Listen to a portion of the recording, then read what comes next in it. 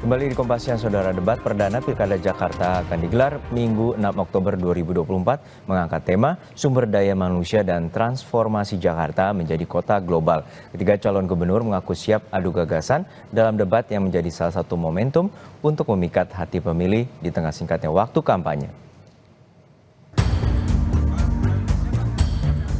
Tiga pasangan calon gubernur yang berlaga di Jakarta bakal adu gagasan dalam debat perdana yang digelar Minggu 6 Oktober 2024. Debat yang digelar di G-Expo Kemayoran Jakarta jam 7 malam akan mengangkat tema sumber daya manusia dan transformasi Jakarta menjadi kota global.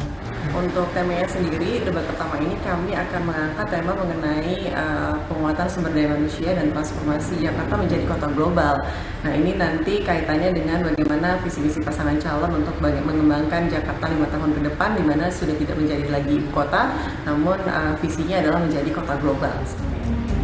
Calon Gubernur Jakarta nomor urut 1, Ridwan Kamil misalnya, RK mengaku punya pengalaman debat saat maju di pemilihan wali kota Bandung dan Pilgub Jawa Barat.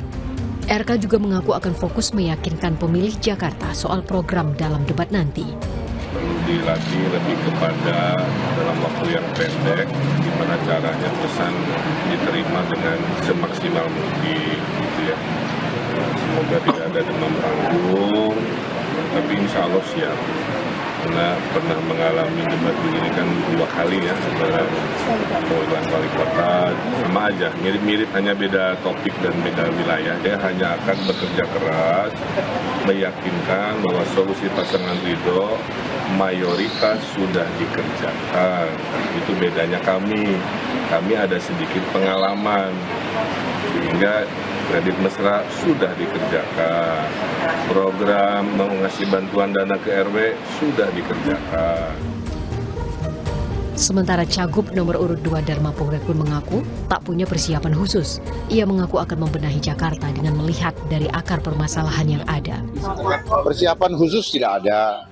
Apa yang saya sampaikan tadi sebenarnya itu bagian daripada yang perlu hal yang menjadi perhatian fokus saya. Gitu. Nggak ada yang lain kok. Jadi kalau kita learning by doing, maka semua akan menjadi mudah.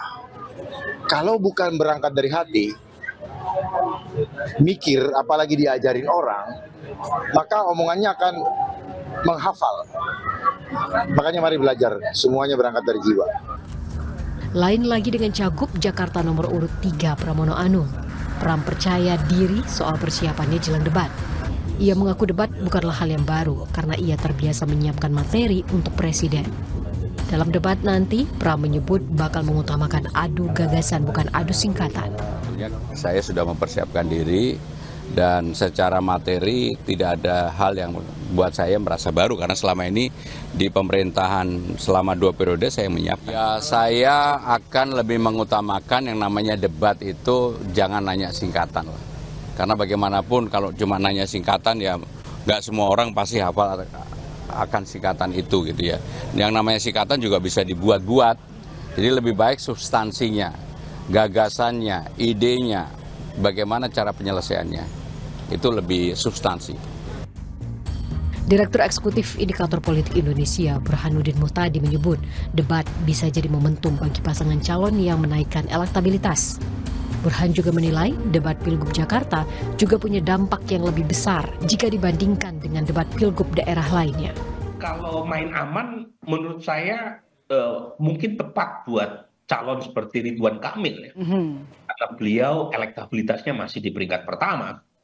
Tetapi untuk Mas Pram yang masih tertinggal, apalagi Dharma Pongrekun, justru harus lebih aktif dalam menjemput bola, terutama isu-isu yang akan diangkat dalam debat nanti. Ya.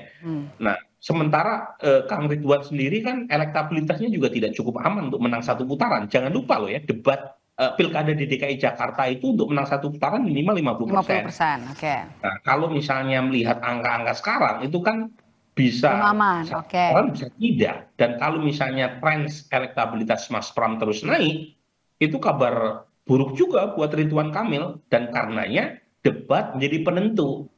Jadi pertama adalah warga Jakarta relatif lebih rasional, tingkat pendidikan dan eksposur media dan informasi lebih baik ketimbang tempat lain, otomatis debat lebih punya efek ketimbang debat calon kepala daerah di tempat lain. Yang kedua, secara geografis Jakarta itu lebih kecil.